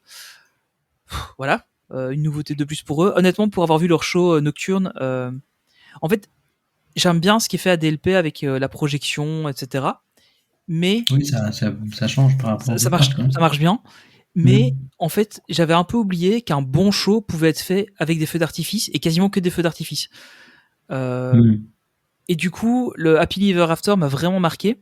Et encore plus, je pense, le show d'Epcot, dont j'ai oublié le nom, où il y a que des feux d'artifice et t'as quand même une émotion incroyable qui passe. Donc voilà. Et donc là, on a plus droit à un show, à une nouvelle parade. Donc bon, voilà. Changeons de parc, allons faire un tour à Animal Kingdom où il y a un très très gros morceau qui nous attend. C'est la disparition de Dinoland USA. Oh là là. Ça fait bizarre, hein. Enfin, moi, je l'ai découvert, du coup, je pourrais dire que je l'ai fait, mais bon, c'est vrai Là, que tu vois, il y a personne qui se plaint de ça, apparemment, même aux États-Unis. non, faut dire que honnêtement, j'ai bien aimé, mais c'est un peu vieillot. La petite a bien aimé parce qu'elle est très fan de dinosaures, donc ça lui a bien plu. Mais bon, voilà, ça, c'est sympa, mais ça casse pas trois pattes à un canard. Bon, voilà. Donc ça deviendra Tropical America à partir de 2027. On aura un nouveau restaurant quick service qui sera très grand où il y aura du son, de la nourriture un peu Tex-Mex. Il y aura une attraction Indiana Jones qui sera sur un temple maya. Alors là, ils l'ont pas annoncé, je crois, mais j'ai l'impression que ce sera juste un retaming de l'attraction dinosaure qui est Oui, exactement le apparemment, même ça va être un ride. réplica. Ouais. Ouais, c'est ça. En fait, l'attraction dinosaure, c'est Indiana Jones Adventure, mais avec un autre thème. Donc, ça deviendra un Indiana Jones Adventure. Hein. Il y a des rumeurs de ça depuis des années, hein, que ça devienne un Indiana Jones Adventure. Donc, Il y a des rumeurs chez nous aussi depuis le début. oui, c'est ça, dans la fameuse zone qu'il y a entre Pirates des Caraïbes et Indiana Jones. Bon, peut-être un jour. En tout cas, il y a Oui, une place. tu sais, il commence ses constructions qu'en 2026. Ouais. Donc, Ouais, ça peut on aller peut vite. dire, ça pourra être annoncé peut-être en même temps pour Disneyland Paris. Peut-être qu'ils vont dire qu'ils vont la répliquer aussi à Ouais, Disneyland possible. Ouais. Paris. Parce que quand tu regardes, j'ai eu le cœur, le palpitant qui, qui a joué dans mon petit corps, parce que quand tu vois la D23, ils font voir les cartes des parcs du monde, Oui. Et il y et, avait. et Paris qui est montré. Ouais. Donc je me suis dit, c'est bon, ils vont l'annoncer, ils vont enfin le faire. Donc peut-être qu'ils ont voulu garder la primeur de dire que ça sera pour les parcs américains, mais c'est pas impossible qu'on l'ait un jour aussi. Ouais, c'est possible. Après, en général, Paris fait aussi un peu ses annonces seul dans son coin. Il y avait beaucoup de rumeurs qui disaient qu'il allait avoir des annonces là ici fin août début septembre sur potentiellement des nouveautés pour Paris. Bon, a priori là on enregistre le 3 septembre. Il y a toujours pas eu d'annonce de fête. Il y a le pays des contes de fées, enfin. C'est vrai, c'est vrai. J'ai vu Winnie et Tigrou. Ouais, c'est triste. Mais donc voilà, on verra un peu ce qu'il peut y avoir. On aura aussi une attraction Encanto, on en parlait là juste avant, où on pourra visiter la casita. Et on voyagera dans l'univers d'Antonio, donc c'est le petit garçon qui a ses pouvoirs dans le film. D'accord. Et t'as pas d'infos? Parce que pour moi c'était un Écoute, j'ai pas retrouvé d'infos. Et là, j'ai D'accord, regardé il me rapidement, semblait j'ai pas retrouvé que d'infos. un boat ride. Donc je sais pas Peut-être trop. moi Peut-être que qui c'est un boat hallucine. ride, hein, que j'ai loupé le truc, mais donc on voyagera dans l'univers d'Antonio, qui est le garçon qui parle aux animaux. Donc je trouve ça plutôt sympa. En plus, la casita avec toutes les couleurs et tout ça. Ouais, ça va être génial. Donc voilà, j'attends ça avec grande impatience. Et j'espère que je pourrai y aller. Et un dernier changement à Animal Kingdom, c'est le remplacement du show It's Tough to be a Bug par Zootopia Better Together. Ouais, ça va être chouette. Ça va être pas mal. Alors, j'ai fait It's Tough to be a Bug. Franchement, c'est marrant. Ouais. On l'a fait 2 fois, je crois, parce qu'elle a deux ou 3 fois, peut-être même 3 fois. Non, deux fois c'est sûr, 3 fois je suis pas. Enfin, soit. Parce que la petite a bien accroché en fait, et bon, du coup c'est une petite, c'est un petit show marrant avec quelques effets. On sent des insectes qui passent à côté de nous, on se fait taper sur l'épaule par une araignée. Enfin, voilà, des trucs un peu marrants. Même parfois limite effrayants en fait à certains moments. Quand il y a des grosses araignées qui tombent du plafond, enfin voilà. Et si on est arachnophobe, effectivement, c'est peut-être pas l'idéal de faire celui-là. Mais c'est, enfin voilà, moi j'ai trouvé ça plutôt sympa. Du coup, ouais, la salle se prête bien à un spectacle de ce type-là, hein, donc c'est pas déconnant d'avoir un truc sur le Zootopie là-bas. Donc voilà, plutôt bonne nouvelle à partir de l'hiver 2025, parce que c'est vrai que la salle est extrêmement thématisée pour Mille et une pattes. Hein, on est vraiment dans l'arbre de Mille et une pattes, etc. Dans la salle, donc bon, voilà, il y aura un peu de boulot pour réhabiliter la salle, mais je pense que ça sera pas énorme. Et au final, le show en lui-même, c'est quelque chose qui est projeté sur un écran. Donc voilà. Epcot, rapidement, réouverture de Test Track en 2025. Je pense ma plus grosse déception de mon voyage à Disney World, de pas avoir fait Test Track. J'avais vraiment envie de la faire. Mais bon. C'est à Epcot? C'est Epcot, ouais. C'est Epcot. Oui, mais en fait, elle va être fermée peu de temps finalement. Non, elle est déjà fermée. Hein. Elle est complètement en réhabilitation. D'accord. Je pensais que ça allait rouvrir plus vite que ça. Non, elle est en réhab depuis le mois de mars, je pense. Et honnêtement, pour être passé à côté, t'entends des disqueuses, des foreuses. Donc c'est grosse réhab apparemment. Mais donc réouverture en 2025. D'accord. Ensuite, Disney's Hollywood Studios. On arrive à la fin, je vous rassure. Au final, il y a beaucoup d'annonces pour les parcs américains. C'est là où il y a le meilleur. Voilà. On a le land Monstres et Compagnie qui va arriver avec une recréation de Monstropolis avec un coaster sur la scène des portes de Monstres et Compagnie. Ce coaster, il a l'air extraordinaire. Il a l'air incroyable. Et puis même, depuis le temps qu'on attend un coaster sur les portes dans Monstres et Compagnie, j'ai vu la news, je dis mais enfin, ça fait tellement longtemps. Et puis c'est exactement comme dans le film apparemment là cette fois-ci. Oui, c'est ça a l'air identique. Ça va être exceptionnel. Donc là, je suis très content. Oui. Et j'ai l'impression que ça va être un land vivant, un peu comme le land Zootopia, tu vois. Oui, c'est ça, ouais. Ça a l'air un peu, ouais. Avec plein de personnages qui se baladent, ça va être très vivant. Ça va ressembler beaucoup à ça, je pense. Ouais, je pense que ça va être pas mal. Et quand on voit les concepts, en tout cas, ça a l'air très bien. Et puis, enfin, il y a de quoi faire, quoi. On peut avoir des monstres à taille humaine, des monstres un peu plus gros qui sortent de temps en temps, etc. Enfin, il y a vraiment de quoi faire, je pense, sur cette zone-là. Donc, il y a vraiment, je pense qu'ils peuvent s'amuser. On aura aussi droit à partir de normalement 2026, probablement en même temps que la sortie du film, une nouvelle histoire dans Smuggler Run où en fait on sera avec Mondo et Grogu. Donc Smuggler Run, je vous le rappelle, c'est l'attraction incroyable où vous pilotez le Faucon Millennium. Je répète, vous pilotez le Faucon Millennium. Ou alors vous tirez au canon, ou vous êtes l'ingénieur. Mais vous pouvez piloter le Faucon Millennium, c'est incroyable. Je ne m'en remettrai jamais, je pense, de cette attraction. C'est vrai. Ah, ouais. Honnêtement, j'ai adoré. Mais après, voilà, je suis extrêmement fan de Star Wars. Donc, oui. Mais même Candy, qui est pas spécialement fan de Star Wars, a trouvé l'attraction sympa. Donc voilà, c'est plutôt pas mal. Et donc il y aura, alors je sais pas trop comment ils vont faire parce que le pré-show, etc. est vraiment orienté pour Smuggler Run. Donc je sais pas trop s'ils vont changer de pré-show ou s'il y aura un pré-show différent ou si c'est peut-être un truc temporaire et puis que ça repassera. Je sais pas trop comment ils vont le faire. Ils ont pas du tout précisé, mais on sait que voilà, il y aura du Mondo et Grogu là-bas aussi. Donc bon, on verra ce que ça donne. Et alors dernière news qui est tombée à 9h02 aujourd'hui, donc 9h02 du soir. On enregistre, il est 21h56, donc c'est vraiment de la news toute fraîche. Il va y avoir un nouveau show à Disney's Hollywood Studios à partir de l'été 2025, qui sera en fait un show sur les vilains, qui sera à la place de la Racing Academy de Flash McQueen. Qui fermera donc le 7 octobre, et donc il y aura un nouveau show des vilains. Il y a quelques images. C'est marrant, ça fait penser à la scène de Together un peu. Ouais, mais c'est exactement ça. Hein. Ouais. Ah bah si c'est la même techno, ça va être énorme. Ça a l'air d'être pareil. Hein. Donc on verra un peu ce que ça donne. Et donc voilà, breaking news, vous l'aurez entendu sur Just Dream It en premier. C'est faux. Hein. Si vous avez regardé Twitter, vous l'avez déjà l'info. Mais peut-être qu'en podcast, on sera les premiers. Je sais pas. Peut-être. Faut voir. Bon voilà. Donc plutôt une bonne nouvelle aussi. Au final, ça se renouvelle énormément. Et c'est un constat que j'ai fait un peu à Disney World, c'est que ils ont pas peur de casser trop le passé pour refaire des nouveautés. Alors, c'est bien, c'est pas bien. Je pense qu'ils sont plutôt en panique. Hein.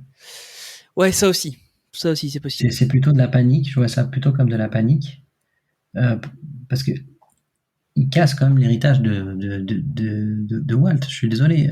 Disney World, enfin, il touche pas trop, je trouve. Enfin, alors si, il y a le fait des Rivers of America. Là, je suis désolé, mais c'est un massacre. Là. Ça, c'est triste. Mais par contre, pour d'autres trucs qu'ils font dans les autres parcs, Disneyland USA, ça me choque pas. Oui, de toute façon, c'est déjà des parcs qui sont pas. D'accord. C'est déjà, en fait, c'est des parcs. En fait, je pense que, et c'est peut-être là que DLP fait les choses bien finalement, c'est que le Magic Kingdom, on a vraiment une image du Magic Kingdom qui est assez la main partout et où effectivement le Magic Kingdom bouge pas énormément. DLP applique ça à la lettre, hein, ils le font pas bouger du tout le Magic Kingdom, mais effectivement ça fait bizarre quand on touche au Magic Kingdom. Les autres parcs, j'aurais tendance à dire c'est pas grave s'ils changent trop en fait. En fait, les autres parcs, l'équivalent du studio chez nous, c'était déjà un petit peu, entre guillemets, un peu comme Universal, c'est le truc un peu n'importe quoi. Ouais, c'est ça. Je te mets une attraction là, et puis voilà. Et puis, on cherche pas réellement la cohérence. Ouais. Mais je sais pas, c'est comme si tu avais un Fantasyland avec une attraction Blanche-Neige, À côté, t'as Buzz l'éclair, t'as un Star Wars au même endroit. Enfin, je trouve que ça ressemble. Ils cherchent à faire. C'est une grave erreur, je pense, parce qu'ils cherchent à faire du Universal. Ouais, Et en fait, peut-être. ils devraient faire du Disney comme ils faisaient avant, mais en mieux. Ouais, c'est ça. Voilà. Après, il y a des trucs qui font. Enfin, on en parlera une autre fois, surtout de ça, mais honnêtement, Rise of the Resistance, c'est un truc incroyable. C'est une attraction que j'ai adorée. Alors, j'ai pas fait Oui, non, les mais attractions je d'Universal. critique pas les attractions, Tony. Non, En fait, c'est l'univers, tu vois, oui, c'est ça, oui. le décor, Ah oui, ok, oui, je l'ambiance, comprends. Oui. tu vois, la cohérence, la cohérence.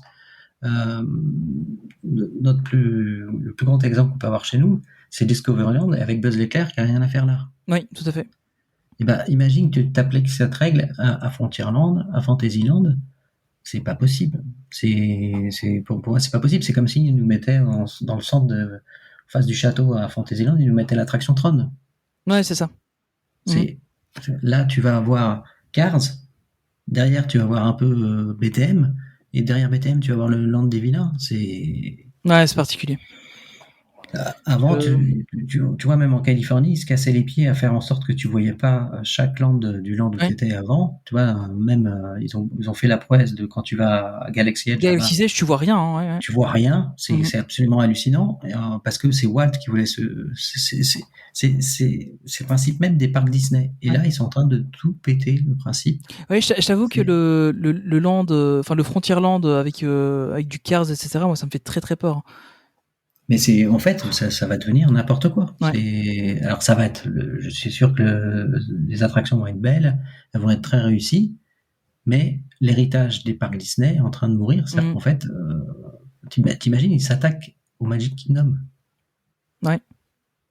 C'est quoi la prochaine étape, quoi? Ça fait très peur. Alors après, je sais que c'est compliqué parce que ils ont des terrains marécageux là-bas, donc ils peuvent pas. Oui, c'est ça. Qu'ils aient de la place, c'est complexe, ils peuvent pas construire partout. Mais là, quand même, c'est. Ouais, on verra un peu. Ouais, je m'imagine notre Frontierland qui nous détruisent notre lac. Ouais, ça ferait peur. Qui mettent des attractions qui n'ont rien à voir autour du BTM. Ouais, ça ferait très très peur. C'est quand même très particulier. Après, les attractions vont être top, j'en suis convaincu, je me fais aucun souci là-dessus, mais là, c'est une page se tourne. C'est maintenant, c'est fric avant tout. Il faut qu'on fasse comme Universal, il faut que voilà. Et je pense que c'est une mauvaise tactique. Il fallait qu'ils fassent du Disney comme ils faisaient avant, mais en mieux. C'est ça qu'il fallait chercher à faire, pas se mettre en mode panique, à pondre des concept art. On a l'impression qu'ils ont été pondus 3 mois avant. C'est ça, les concept art, il y a, enfin notamment, on n'a pas trop parlé ici, mais il y a le fameux concept art de Frontierland là-bas où apparemment il y a des morceaux de DLP qui se retrouvent dans le concept art. Mais avec c'est pas apparemment. C'est pas apparemment. Tu regardes le concept art. D'ailleurs, je le fais voir dans ma vidéo. Je suis dessus. C'est carrément une partie de Frontierland de Disneyland Paris. C'est le Quai Nugget. Vu du dessus, et après, tu sais, avec tout le côté là, qui va jusqu'à Phantom Manor, c'est ces bâtiments-là. Clairement, le type, il s'est dit, oh là là, il est sur Photoshop, faut que je fasse un concept art du land. Alors, je vais prendre un bâtiment, je vais prendre celui de DLP, et moi, je l'aurais pas vu, hein, franchement. Hein. Mais le gars qui a trouvé ça, ouais, c'est ça, quoi. Parce que c'est vraiment dans le fond du concept, sur le côté, etc. Bon, faut vraiment le voir. C'est quand même bizarre. Et le land des vilains, ils en ont parlé l'année dernière. Ouais. Et il représente un peu comme une nouveauté. T'as juste une image. T'as même pas un concept art des allées avec une éventuelle attraction. T'as rien, en fait. Ils se sont dit, ils savent pas ce qu'ils vont faire. Ouais. Ils sont en mode panique et je trouve ça dommage. Ils vont transformer les parcs Disney qui vont perdre leur identité à force. Ouais, c'est malheureux. Mais est-ce que ce ne serait pas le boulot du remplaçant de Bob Chapek, de Bob Iger, le lapsus. Tu vois, c'est ce genre de choses que Bob Iger m'a beaucoup déçu, en fait. Ouais, pareil. J'aurais jamais imaginé qu'il permette qu'on j'ai l'impression qu'il a un peu continué ce qui était peut-être déjà un peu en place et qu'il a pas fait grand chose d'autre parce que son boulot c'était juste de maintenir à flot pour le temps de trouver un remplaçant. Sauf que ça dure plus longtemps que prévu. Non, je pense que Bob Iger est très bon quand il n'y a pas de problème. Ouais.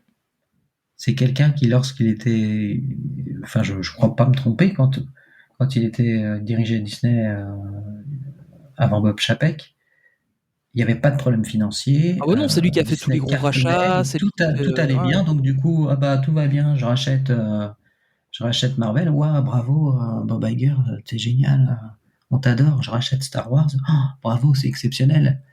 Après, il s'en va, il nomme Bob Chapek, hein. C'est lui quand même, il faut se rappeler qu'il nomme Bob Chapek. Ouais. Bob Chapek se prend la crise du Covid dans la tronche. C'est un financier, clairement, uniquement un financier. Donc on lui a reproché de ne pas aimer les parcs, de ne pas aller dans le sens des parcs Disney, ce que finalement, au final, fait Bob Iger. Hein. On le voit notamment avec ce qu'il veut faire à Frontierland. Mais quand même, Bob Chapek, il avait réussi à maintenir à flot la Disney Company, qui était une des seules entreprises à avoir survécu, à bien avoir vécu la crise du Covid. Ouais. Voilà. Et tu te rends compte que Bob Iger ne sait pas sortir de la crise économique et ne sait pas gérer la crise créative de Disney. Tout ce qu'il fait, c'est, je trouve, c'est un beau parleur. En fait, il sait ce qu'il faut dire aux actionnaires. C'est ne vous inquiétez pas, tout va bien aller. Disney Plus va remonter, ça va cartonner. C'est parce qu'on a perdu le cricket en Inde ou je sais plus trop quoi. Enfin bref, en fait, c'est pas ça du tout. Vous inquiétez pas, ça va aller. On va faire Toy Story 5, on va faire La Reine des Neiges 2, 3, 4, 5, 6. Enfin bref, en fait, il annonce des trucs, son contraire par la suite. En fait, je pense que c'est quelqu'un qui ne sait pas gérer les crises, tout simplement. Ouais, c'est possible. Qui est lui aussi en mode panique actuellement, quoi. Mais je pense que, enfin, je suis un peu plus nuancé dans le sens où quand il était réellement PDG avant Chapek, il a fait des trucs pas mal. Maintenant, effectivement. Mais quand tout va bien, c'est facile. Ouais, c'est ça. Et puis même, tu vois, enfin, pour moi, il est revenu pas pour vraiment faire des trucs incroyables à Disney, mais il était là juste pour tenir la barre le temps de retrouver quelqu'un d'autre. Au final, il se retrouve là un peu plus longtemps que prévu. Mais il tient mal la barre en plus. Mais mais en fait, je me demande s'il a le. Alors, faut voir un peu ce que le board lui dit aussi, tu vois. Mais est-ce qu'il a entre guillemets le droit de faire des gros trucs ou pas? Je sais pas. Et ça, on le saura jamais. C'est lui qui a débloqué quand même 60 milliards. Bah oui, c'est ça. Ouais. Alors que ça ne va pas dans les caisses de Disney. Ouais. Bon. Il a réussi à convaincre. Donc, je pense qu'il a les. Donc, c'est très positif ce qu'il vient de faire parce que je pense que c'est ce qui va sauver les parcs. Donc, ça prouve qu'il a quand même les pleins pouvoirs. Je pense que quand tu as la capacité de dire on va débloquer 60 milliards, je pense que tu contrôles tout et franchement, je pense qu'il ne sait pas gérer les crises. Il s'est avéré maladroit dans certains discours qu'il a fait vis-à-vis des employés. Enfin, je pense qu'il n'a jamais eu l'habitude de se trouver en difficulté dans une entreprise. Et c'est pas tout le monde qui est capable de gérer les crises. Et je pense que Bob Iger est pas capable de gérer les crises. Ouais, c'est possible. Ouais. Je sais pas trop. Mais là, on va un peu parler de qui pourrait le remplacer. Donc, juste pour rappel, hein, il est parti à la retraite en 2022. En 2020, pardon. Retour en 2022 suite au licenciement de Bob Chapek, qui avait un mauvais bilan. Il y a eu donc récemment la création d'un comité de recherche d'un remplaçant pour Bob Iger. Voilà, faut quand même se dire qu'il y a un comité qui est fait pour essayer de lui trouver un remplaçant. Donc c'est ce qui est étonnant parce que normalement c'est lui qui devrait donner. Ouais, c'est ça. Mais j'ai l'impression qu'il trouve pas trop ou qu'on lui fait un peu comprendre que la première fois t'as foiré. Ce coup-ci, essaie de faire un truc bien, je sais pas. Oui. Mais bon, en plus, ça fait plus de 2 ans qu'il est là maintenant. Ouais, c'est ça. Donc, et puis, j'ai pas l'impression qu'il ait proposé grand monde. Enfin. Non, bah il y a Josh D'Amaro qui est là depuis, enfin qui est dans les cartons depuis un moment, qu'on espère tous voir à un moment donné, qui est quand même un bon créatif. Maintenant, bon, on verra un peu. Donc juste pour revenir à ce comité, donc on a le leader de ce comité qui est James Gorman, qui est notamment directeur du board de la Walt Disney Company et dans plein d'autres sociétés. Il est président de la société Morgan Stanley, qui est une grosse société cotée en bourse. Donc voilà, c'est pas le perdreau de l'année. Le mec connaît bien son boulot. Et il y a eu une shortlist de noms qui a fuité. Et on va la passer un peu en revue. On a d'abord Dana Walden, qui est la présidente actuelle de Disney Television et d'ABC Entertainment. Elle était avant à la Fox, où elle a fait pas mal de trucs. Elle a notamment été showrunner aussi pour des séries Star Trek, notamment The Next Generation. Et Deep Space Nine, je crois, si je me souviens bien. Donc elle a quand même fait pas mal de trucs, puis elle est passée à la Fox, et du coup elle a été rachetée dans le package quand Disney a racheté la Fox, et elle est aussi membre du conseil d'administration du zoo de Los Angeles. D'accord. Je trouvais ça assez intéressant que pour le mentionner. Oui, non, mais J'ai vu ça sur sa bio, j'ai dit ah bah ok, pourquoi pas. Donc elle est membre du conseil d'administration du zoo de Los Angeles, donc elle a plutôt un bilan pas mal au niveau de ABC Entertainment et de Walt Disney et de Disney Television. Donc pourquoi pas elle. En plus, ce serait une femme. Bon, voilà, ça pourrait toujours être intéressant d'avoir un peu une autre vision peut-être de ça. Mais bon, elle vient comme un peu comme Bob Iger. Elle vient de la télévision. Est-ce que c'est de ça qu'on a besoin maintenant? Je suis pas sûr. On a aussi Jimmy Pitaro, qui est président de ESPN depuis 2020, qui était un avocat à la base, et il a travaillé notamment pour la division média de Yahoo et pour Disney Interactive, donc qui était le studio qui s'occupait de certains jeux vidéo, qui de mémoire a fermé, je pense, Disney Interactive. oui, en fait, Yahoo, tout ça qui va très bien aussi. Oui, Yahoo va très très bien. C'est bizarre. Oui, le choix Voilà. est pas un peu bizarre. Après, sur ESPN, il s'en sort pas mal. ESPN tourne bien, mais bon, c'est une chaîne de sport et le sport, ça marche toujours bien. Donc Oui, oui. voilà. J'avoue que sur cette personne, je suis un peu mitigé. C'est très, très, très étrange. Hein, Après, voilà, honnêtement, je connais pas. Enfin, j'ai lu leur biographie, enfin leur biographie. J'ai lu leur page Wikipédia et puis deux trois trucs qui parlaient d'eux rapidement.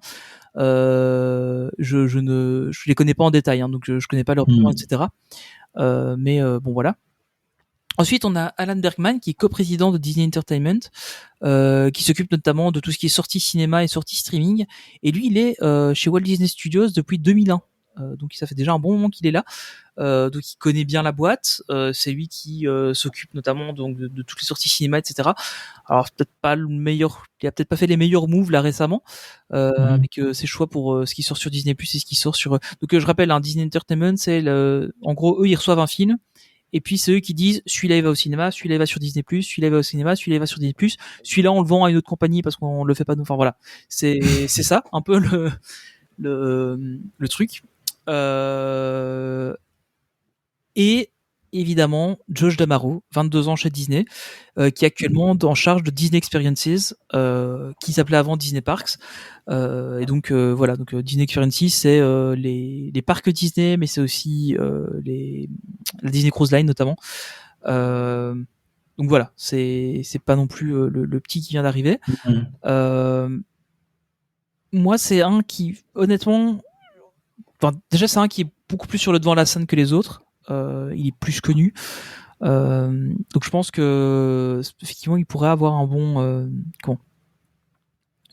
il pourrait être un bon potentiel. Ouais. Maintenant, en ayant lu un peu plus, honnêtement, Dana Walden pourrait être pas mal parce qu'elle a quand même fait des choses plutôt sympas. Maintenant, bon. Ouais, moi je pense que la solution en fait c'est, on en avait déjà discuté ensemble dans un duopole, un podcast. C'est un duo tout simplement, comme il y avait Walt et son frère. Il faut pas qu'il y ait un créatif soit pollué par les soucis financiers. C'est ça, oui. Et inversement, faut pas que le gars qui s'y connaît en finance, si tu t'y connais en finance, t'es pas forcément créatif. Qu'est-ce que tu vas mettre ton nez là-dedans? Il faut qu'il soit deux. Je pense, D'Amaro par exemple, je le vois pas gérer la crise économique. Non, de tout Disney. à fait. Je pense qu'il en a pas l'étoffe et je pense surtout qu'il en a pas envie. Par contre, D'Amaro avec Ouais, avec un autre. quelqu'un de plus financier. Ouais. Bah voilà, moi je pense que c'est la Manager. solution. C'est l'époque de Walt et son frère. Walt était créatif, son frère mettait le holà quand il fallait mettre le holà, quand il n'y avait pas de solution, ils discutaient et puis voilà. Et il faut pas se polluer l'esprit. J'ai l'impression que vraiment, c'est le mal de notre époque, mais il n'y a que l'argent qui compte. Ouais. Il faut être rentable à tout, quoi qu'il arrive, au détriment de l'héritage Disney en fait. Mhm. Donc, mais bon. On verra un peu C'est l'époque. ce que l'avenir nous dira. Alors le départ de Bob Iger est prévu pour 2026, mais il y a déjà eu une première extension de son contrat qui a déjà été faite. Hein. Donc ouais. En fait, le truc c'est que normalement c'était pour 2 ans et puis ça a été reprolongé jusque 2026. J'ai pas l'impression que franchement qu'il a il doit toucher un bon salaire parce que t'as quand même pas l'impression qu'il a envie de partir. Hein. Ouais, c'est ça. Après, il a déjà passé 70 ans, enfin passé 70 ans, donc Oui. à un moment donné, il va peut-être falloir s'arrêter aussi, quoi. C'est pas vieux hein, pour les Non, tout à États-Unis, fait, hein. non. C'est un truc qui m'a choqué là-bas, c'est de voir l'âge des gens qui travaillent encore dans les parcs. Oui, non, puis après, c'est le genre de métier que tu fais, entre guillemets, jusqu'à ta mort, parce que Oui, c'est c'est ta ça, c'est passion. des métiers Donc, passion, hein, tout à fait. voilà, c'est pas vraiment... C'est une passion plus qu'un travail. Ouais. C'est bon, voilà, on verra un peu ce que ça donne. On peut envoyer notre CV, tu crois, Anthony? On peut tenter. On peut essayer. On peut essayer. Bon, moi, du moment que si j'ai les mêmes avantages que j'ai actuellement, pourquoi pas. Bon, après, voilà, c'est juste pour le fun. Hein. Mais bon, on verra un peu ce que ça donne. Alors, j'ai sélectionné 3 petits sujets bonus. On n'a même pas donné dans le résumé de l'émission, c'est incroyable. Personne ne s'y attendait. Enfin, toi, t'as vu le déroulé de l'émission, donc tu t'y attendais. Voilà, c'est 3 petits sujets qu'on va vite fait évoquer. Parce que je trouvais ça sympa et puis je me dis tiens, pourquoi pas parler de petits sujets rapides. Le premier, c'est la réhab du Pays des Contes de Fées. Alors toi, tu as eu l'occasion d'aller la voir. Oui. Alors les cubes ne sont pas sales. Ne sont pas sales. Pas du tout. Alors on en a parlé avec Marie que vous retrouverez aussi dans le podcast et avec Pierre. Finalement, les cubes ne sont pas sales. Ils n'avaient l'air sales qu'en photo. Oui, tout à fait. En fait, ils ont fait une petite bande d'imitation bois. Ah, c'est ça, ok, ouais. Mais c'est vrai que sur les photos, ça rend pas bien. Hein. Ça rend pas en photo, non, je suis tout à fait d'accord. En vrai, c'est très joli. Non, il n'y a pas une toile d'araignée, tout est nickel, ils ont tout refait. C'est pas comme d'habitude où ils font un bout de truc et puis. Il y a un truc qui est un peu dommage quand même, c'est qu'ils ont foutu une espèce d'ours jaune bizarre, je sais pas trop dans l'attraction. Je comprends pas trop. Mais le reste, ça a l'air sympa. Non, écoute, oui, c'est sans surprise, hein, c'est le Pays des Contes de Fées, donc c'est mignon. Je te dis, c'est plutôt réussi. Après, je suis un peu mitigé sur la Reine des Neiges, c'est-à-dire qu'à un endroit, t'as les personnages Christophe, Elsa, et puis sa sœur, j'ai oublié le prénom. Anna. Anna, oui, voilà. Qui sont juste posés, qui sont sur un socle, et ce socle est posé à même le sol. Ah oui. Donc ça fait un peu bizarre, mais bon. Oui, et puis ils ont pas du tout travaillé le décor depuis Pierre et le Loup. En fait, je crois que c'est la même cabane. Non, ils ont rajouté une petite maison. Alors c'est joli la maison avec la fumée qui sort par la cheminée. Donc ça c'est sympa. Et il y a le château d'Arendelle. Tu l'as vu en bleu, toi, parce que j'ai vu qu'il y a des problèmes d'affichage de la couleur bleue. Alors a priori, il serait en bleu que la nuit. Ok. Donc il y aurait un éclairage. Donc ça va voir ça cet hiver, plus cet hiver. Ouais. Mais a priori, ils auraient prévu un éclairage, mais effectivement, ils auraient pu faire en sorte que on voit un peu plus, parce que à la limite, tu le vois pas, quoi. Ça fait blanc sur blanc. Tu vois pas le château de glace, donc c'est un peu, voilà. Donc après, il y a la partie de là-haut qui est plutôt réussie. Non, ça marche. C'est mignonnet et c'est mignonnet. Ouais. Bon, de toute façon, c'est pas. Oui, c'est pas l'attraction qui. C'est pas l'attraction du siècle. Ouais, c'est ça. Voilà. Après, avec le Casey Junior, c'est toujours plaisant d'y faire un tour. Oui, c'est ça. Moi, honnêtement, c'est la petite attraction que je fais en milieu d'après-midi pour détendre un peu. Ouais, c'est ça. Donc voilà. Puis ils ont bien fait une bonne réhab. Je crois que c'est Steph et Chris qui le disaient dans leur vidéo que c'est vraiment l'attraction où tu te poses, tu contemples et. Oui, mais c'est tout à fait ça. C'est tout à fait ça. C'est reposant, c'est calme. Après, faut pas s'attendre à un truc de dingue, hein, clairement. Hein, c'est juste un remplacement c'est le même style qu'avant, hein, tout simplement. Mais c'est plutôt réussi, ça fait plaisir, ça change. Il y a des petits changements, ça fait du bien, c'est propre, ça en avait besoin. Ouais, c'est clair que. Quand tu voyais le livre, c'était dans un état pitoyable. Et ça faisait des années que c'était comme ça. Donc là, non, c'est très chouette. Ok. Deuxième micro-sujet, saison 4 de Only Murders in the Building qui a commencé la semaine dernière. J'ai regardé l'épisode 2. J'ai pas encore regardé. J'étais à l'école de la petite. J'étais coincé, mince. Cette série, honnêtement, on n'a qu'un conseil à vous donner. Regardez cette série, elle est incroyable. Il y a 4 saisons, il y a déjà 3 saisons, donc il y a de quoi faire. Et la saison 4, c'est la 4 qui a commencé là. Ouais, c'est la 4 qui a commencé et ça commence tellement bien.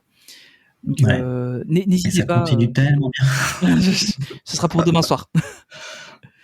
Mais non, ça marche vraiment bien, donc n'hésitez pas à aller voir cette série. Et alors le dernier petit truc, moi j'ai trouvé ça fun, c'est qu'il y a une série Lego Pixar qui va sortir, ou un dessin animé Lego Pixar, donc il s'attaque aussi à Pixar maintenant, Lego, avec du coup... On va faire du Toy Story, tu vois. Ouais, il y a du Toy Story, il y a les Indestructibles, il y a Rebelle, je crois, enfin Mérida. Du coup, il y a quelques trucs comme ça a l'air plutôt fun, bon, comme tout ce qui est Lego, hein, finalement. Ça aussi, ça a été annoncé, mais je n'ai plus la date de sortie en tête. Mais bon, ça va arriver. C'est un truc un peu fun. C'est du Lego, donc ça peut être que drôle en fait, je pense. Oui, non, de toute façon, ça peut être réussi. Mais je suis en train de me poser la question. Il y a du Lego Pixar En vrai set de jeu, je crois que oui. Ah d'accord. Il me semble qu'il y avait eu du. Ouais, c'est ça. Il y a eu du là-haut. Il y a eu. Je me rappelle pas.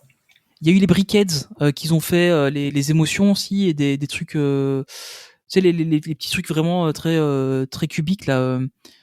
Ils ont fait les Wall-E et Eve notamment. Oui, je vois. Donc il y a eu quelques trucs. Les Duplos, tu veux dire, c'est ça? Non, les Brickheads. Donc c'est vraiment les toutes petites filles. Ah oui, je vois. Oui, pardon. Oui, ok.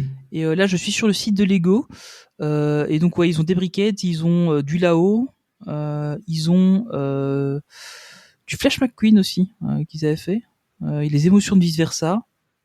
Donc il y a quelques petits trucs qui avaient été faits quand même. De toute façon, c'est horrible Lego. T'achèterais tout. Ils ont toutes les licences en plus. Là j'ai acheté. Là je suis en train de construire le château de Disney World en petit.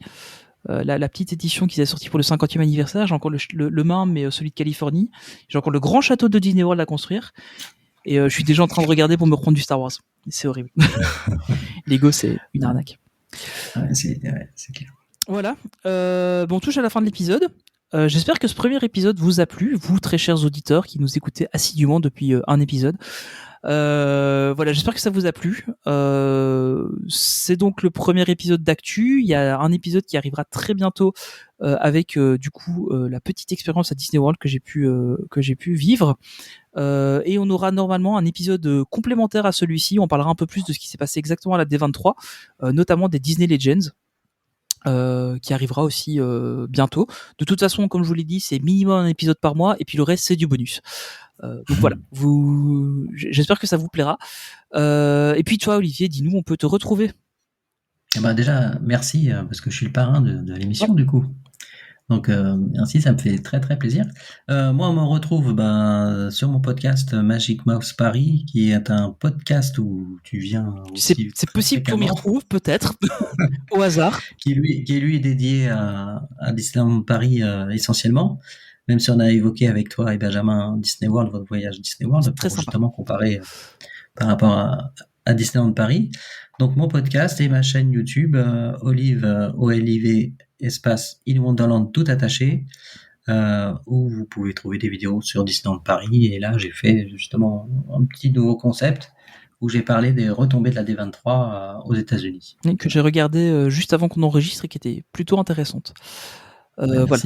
N'hésitez pas à aller suivre Olivier, il fait plein de trucs super sympas, notamment des mini vidéos là que tu fais juste avec des ambiances de Disneyland Paris, c'est hyper agréable. Oui, pareil, je vais faire ça de temps en temps. Ouais, honnêtement là, la dernière, j'ai regardé au boulot, je l'avais mis en fond au boulot, juste pour avoir l'ambiance et tout, j'étais trop bien quoi.